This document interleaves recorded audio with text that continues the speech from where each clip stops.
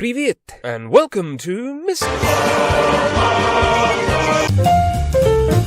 This is Europe, and here's Ukraine. Now let's have a look, shall we? Amidst the unforgiving frosts of Paleolithic prehistory, human hunters stepped into and settled upon the slice of earth that one day would be known as Ukraine. Over time, the people learned to farm, and settlements were established, and craftsmanship skills increased. According to the Kurgan hypothesis, the Pontic-Caspian steppe region, much of which sits in Ukraine, was the spot from which the Indo-European peoples spread out to make their homes, from northern Europe to South Asia. This steppe area consists of vast stretches of flat grassland, good for horses, and cultures good with horses thrived there, including the three S-sounding Iranian peoples, the Cimmerians, Scythians, and Sarmatians, and the Greeks, meanwhile, set up colonies on the coasts of the Crimean Peninsula and the Sea of Azov. But who's this fighting the Scythians? The Slavs! Originating somewhere in Eastern Europe, the Slavs began migrating and settling in and conquering much of the continent. In the 9th century, Swedish Vikings called the Rus ventured east into Slavic lands and took charge, but very soon adopted Slavic culture. With Prince Oleg was born the state of Kievan Rus, with its capital at Kyiv, or Kiev. Under Volodymyr the Great, the East Slavs adopted Christianity, and the state grew to be the largest and strongest in Europe under Yaroslav the Wise. Then came fragmentation and decline, concomitant with the descent of its major trading partner, the Byzantine Empire. And of course, at times like this, some unfathomably horrific disaster usually occurs to finish a country off, and that's just what happened.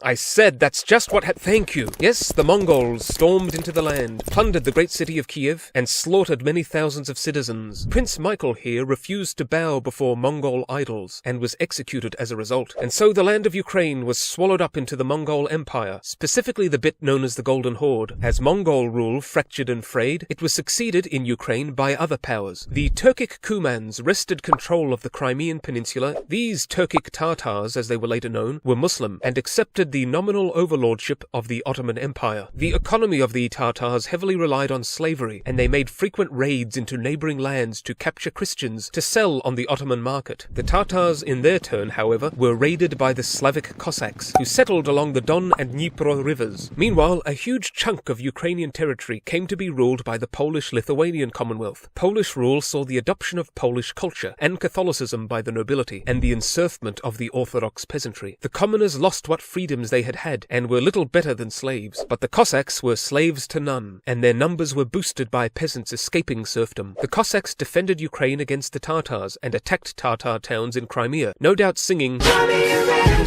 They freed thousands of slaves and championed Orthodox Christianity against the Roman-aligned church. In 1646, Cossack leader Bohdan Khmelnytsky led an uprising against Polish rule. A great number of victories was achieved, and violence was poured out on all perceived enemies, meaning thousands of Poles and Jews were massacred. After a Polish win, the Cossacks allied with Russia, who then proceeded to defeat Poland in this war here. While Cossack-led Ukraine had much autonomy, it still officially owed allegiance to Moscow. After Khmelnytsky's death, Ukraine entered a ruinous era known as the Ruin. The Cossack state was partitioned between Russia and Poland. The 18th century saw Russia expand further, gaining more and more land, including the Crimean Peninsula, and usage of the Ukrainian language was heavily suppressed. After the collapse of the Polish-Lithuanian Commonwealth, Habsburg Austria gained the western Ukrainian region of Hachette. So the old enemies, the Poles and Ukrainians, both ended up without a country, split and ruled by other nations, and Russia had begun calling Ukraine Little Russia. As the 19th century progressed, Ukrainians, like many other peoples in Europe, began developing a national consciousness, figuring out who they were in contradistinction to their neighbors or rulers. A key figure in this awakening was the great poet Taras Shevchenko, seen here with his cool hat and spiffing mustache, who got into a lot of trouble and found himself arrested and exiled for daring to write in Ukrainian, and also daring to criticize Russian rule. While some economic flourishment was had under the Russians in cities like Kiev and the seaport of Odessa, Ukraine largely remained backward and poor, Austrian-run Hachette being so neglected that hundreds of thousands emigrated, and secret societies sprang up aiming for Ukrainian independence. During World War I, Russia fought against Austria-Hungary, which meant that Ukraine, split between Russia and and Austria had Ukrainians fighting on both sides and thus against each other. During the war in 1917, the Russian Empire collapsed because of revolution. Ukraine thus had a chance for independence and took it. Hooray! Ukraine is free, and now, oh wait, it's over. Yep, communist Russia quickly invaded and took power, and thus Ukraine became part of the Soviet Union. The amount of death and misery all this caused was extreme, but the worst was yet to come. Soviet leader Stalin pushed for rapid industrialization and collectivism in Ukraine. Brutal demands and quotas were made that stripped the peasants of the very grain they had grown. What followed was the nightmare known as the Holodomor, a devastating famine that starved and killed millions of Ukrainians. How many died is contested. Some say 3 million, others 5, others double that. And of course, the Soviet Union loudly declared to the world that nothing was happening and all was good in Ukraine. The land was drastically depopulated as a result and duly repopulated in the east with Russians. After the Nazis invaded Poland, that country was shared between Germany and the Soviet Union, Ukraine gaining East Galicinia and Volhynia, getting more land from others later. Now, Hitler and Stalin's pact did not last, and the Germans invaded the Soviet Union in 1941. The Battle of Kiev proved to be one of Germany's most resounding victories in the war. Ukraine suffered greatly under Nazi domination. Over 1 million Jews were killed, and over 2 million Ukrainians were packed off to Germany for slave labor. In 1943, however, the Soviet Red Army struck back hard, and the Germans were pushed out. All this mayhem had cost Ukraine millions of lives and unimaginable destruction. Under Khrushchev, Crimea was transferred from Russia to Ukraine, and Ukraine itself was further industrialized. But purges and political repression were the norm. The Soviets also invested in nuclear energy and— no, wait, don't tell me. Something bad happened, right? Yep.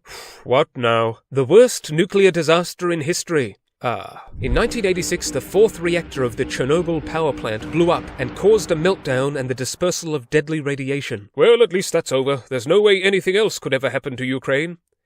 Yeah. Anyway, the Soviet Union's decline ended in dismantlement, and in 1991, Ukraine declared independence, but problems remained. Crimea had been given to Ukraine in the 50s, but Russians were the majority there, and Russia wanted the important port of Sevastopol there, which was leased to them. The economy struggled, and the country was constantly uneasy that Russia would step in somehow and threaten its sovereignty, seeing how many Russians considered Ukraine to really be just another part of Russia, and the large Russian minority living in the country. The economy began to improve in the 2000s, but when a pro-Russia guy was declared the winner of the 2004 presidential election, people cried fraud and protested in the Orange Revolution, which worked, but the pro-Russia guy later became president anyway. He, predictably, proved to be pro-Russia and edged away from the EU, sparking the Euromaidan protests and the Revolution of Dignity, which overthrew the president. This upset the Russian minority, and separatist forces arose and kicked up an insurgency. Russia then invaded Crimea and took control, and supported the separatists fighting in the eastern region known as Donbass. The conflict began to quieten down, but then, in 2021, Russia began amassing military forces near Ukraine, and saying all the while it had no intention of invading, and then it invaded in 2022, and the war became— don't tell me— the most destructive conflict on European soil since World War II.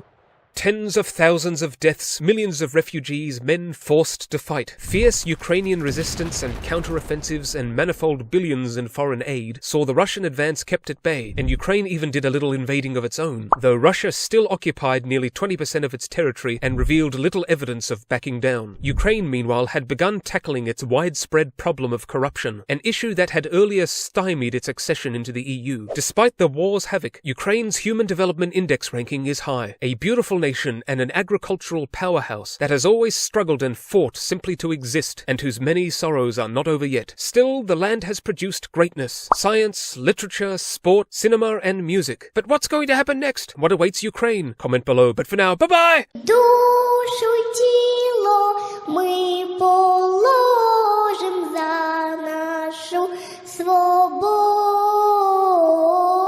і покажем, що ми браття козацького роду.